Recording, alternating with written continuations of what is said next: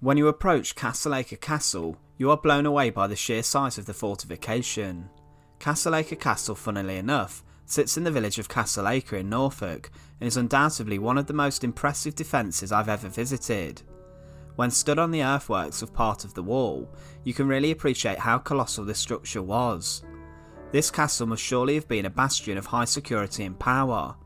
However, what is the history behind this remarkable place? Join us today as we show you around and delve into the medieval history of Acre Castle. To support our channel, please make sure to subscribe. Acre Castle was built by William de Warenne, the Earl of Surrey, during the 1070s. He was one of few documented soldiers who fought alongside William the Conqueror during the Battle of Hastings, and due to his accomplishments in battle during the conquest in 1066, he was rewarded with huge estates of land across England.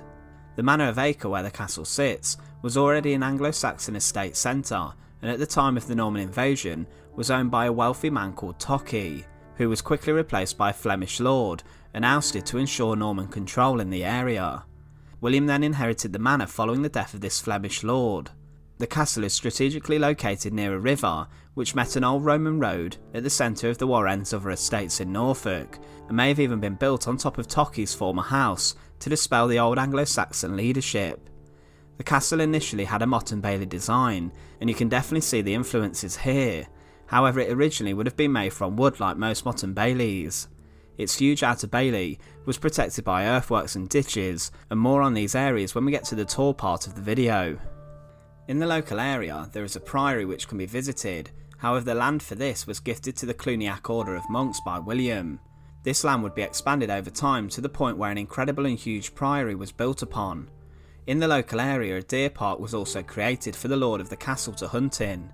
William de Warenne's son, also with the same name, would lose Acre when he backed Robert Curthose, the son of William the Conqueror, in his attempt to invade England, and Henry I confiscated all his land and exiled him.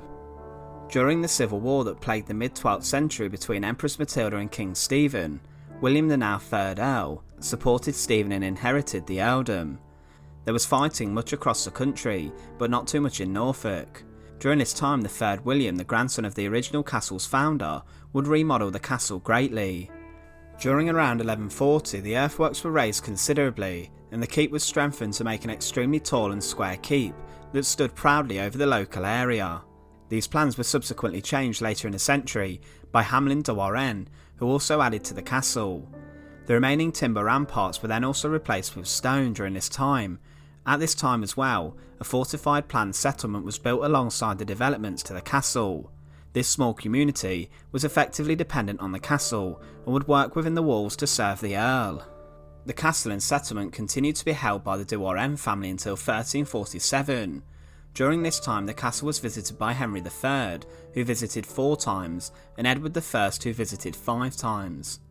This shows you how spectacular the castle would have been, and hosting royalty would have been an honour for the owners and those serving them.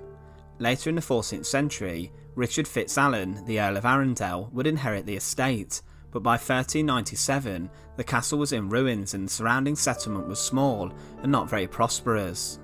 After 1537, Thomas Howard, the Duke of Norfolk, and uncle to 2 of Henry VIII's wives, Anne Boleyn and Catherine Howard, would lease the ruins in the priory, which had been shut due to the dissolution of the monasteries. The property of the castle would then be later sold, and was purchased by Sir Edward Coke, a lawyer, in 1615.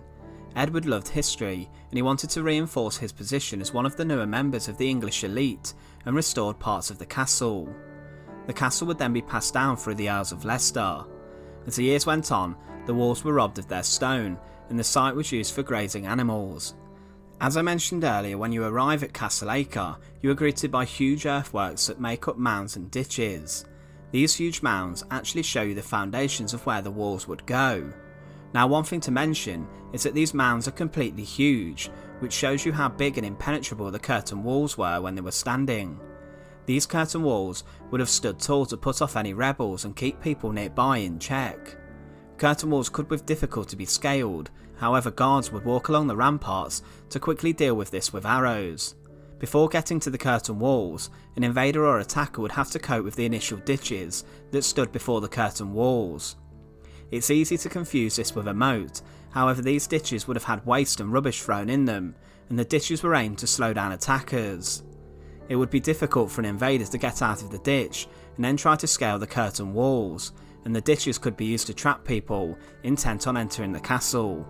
The Barbican at the castle today looks rather strange, with the fact there are no remains standing and just the earthworks. However, this was an area of the castle's entrance that was highly reinforced and protected. The Barbican was a fortified enclosure to the east of the castle that added protection to the vulnerable side facing the open country. If someone was to attack before the Barbican was built, this part of the fortification would have been exposed. Access to the Barbican would have required you to pass through an initial gatehouse, and this extra raised platform would have certainly been imposing to people nearby. It's speculated on some information boards scattered around the site that the Barbican was also used for a site that guards would practice their archery in. The East Gate was not used as the most prominent and popular main entrance to the castle. You can still see today the remains of the stone East Gate, and this would have been rather imposing too. Today you can reach this part by walking over the rather nice bridge, and you get some excellent views of the castle and the bailey. This bridge indicated what access would have been like during the medieval period. This could possibly have been a drawbridge which would have isolated the Barbican from the main castle if the Barbican would have been stormed. The East Gate marks one of many entrances to the inner heart of the castle and its bailey. With the original castle, this would have been of course made from wood, however the use of local flint was utilised to make the gatehouse stronger. You could expect a guard patrolling here, keeping an eye on the area to the northeast of the castle, which was a lot more exposed. Underneath the gate, interestingly you can still see the original stonework for the bridge that would have existed here, and remember if you were entering the castle you'd been subject to checks and could only enter this part of the castle with specific permission. In my opinion, the outer bailey at Castle Acre is one of the most impressive which I've ever visited. It's absolutely colossal, and it's incredible to see some of the remaining earthworks for the buildings that once stood inside this area. Usually when you visit castles, inside the bailey you won't really see too much that's still standing, however these remains were great to see. The outer bailey was the heart of the castle. It was a lively area in which many people would work and live and so on. Remember, everyone who worked or lived inside this area's job was to serve the king should he be here. The castle's owner was also served by these people, and he was the one who paid the wages, and if you worked here you were rather privileged. Inside the bailey during the Norman times, soldiers would also be garrisoned here.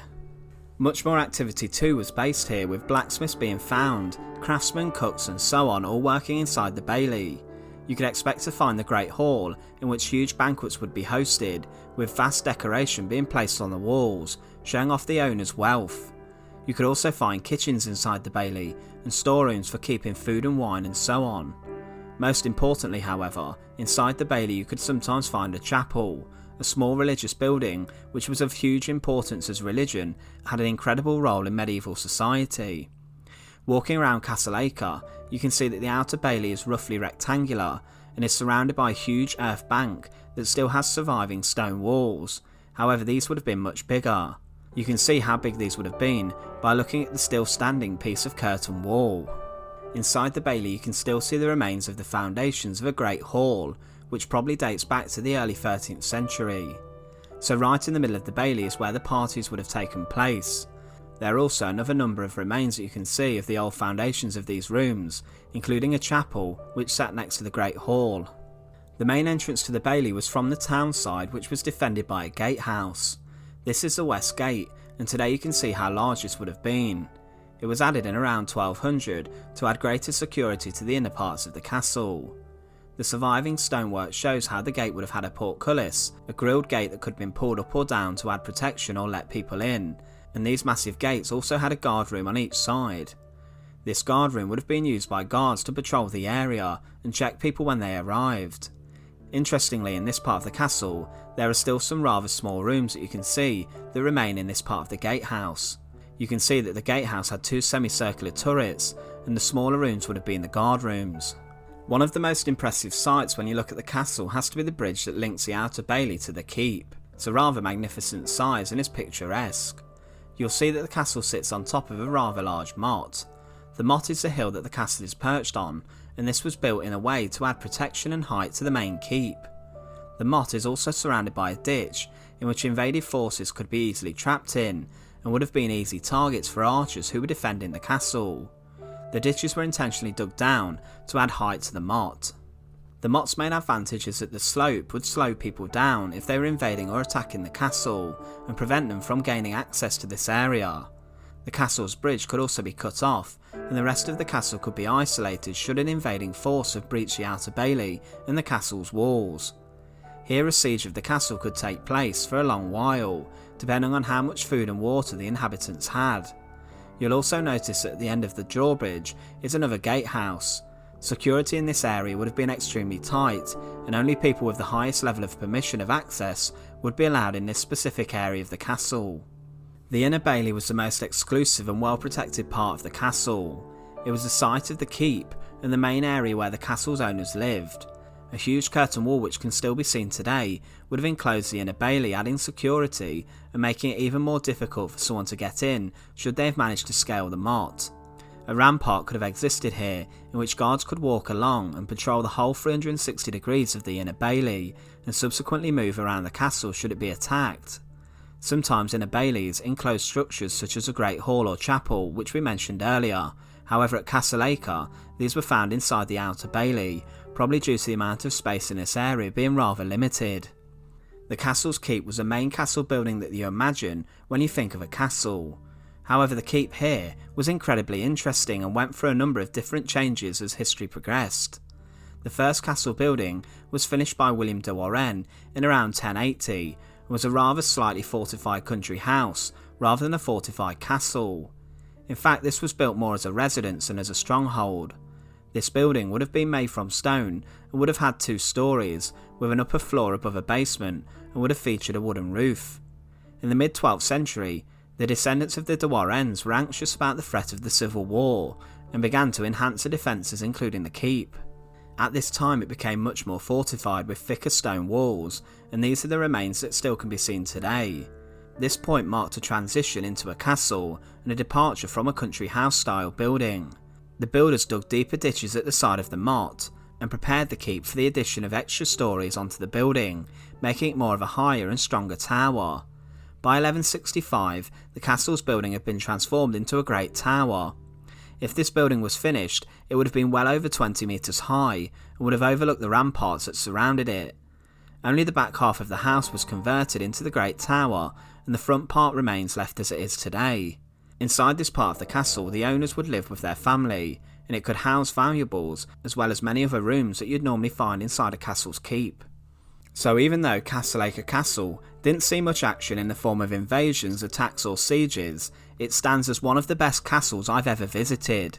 When you consider the classic Motte and Bailey castle, this is it.